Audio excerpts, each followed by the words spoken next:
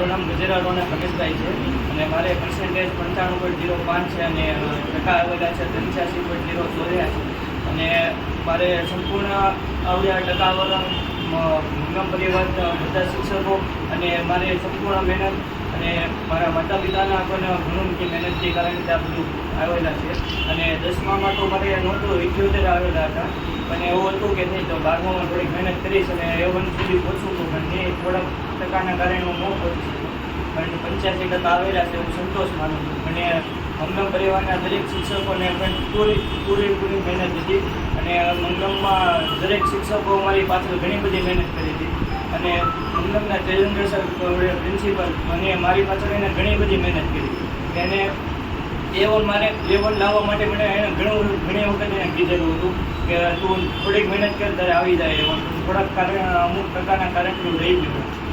આગળ શું બનવાનું? મારે આગળ BCom લેવું છે, બેન્કિંગ લાઈનમાં આગળ જવું. શું સંદેશો આપશો? ઘણા લોકો એવા હોય છે કે થોડા ટકા માટે રહી જતા હોય તો એને શું કરવાનું સંદેશ આપશો?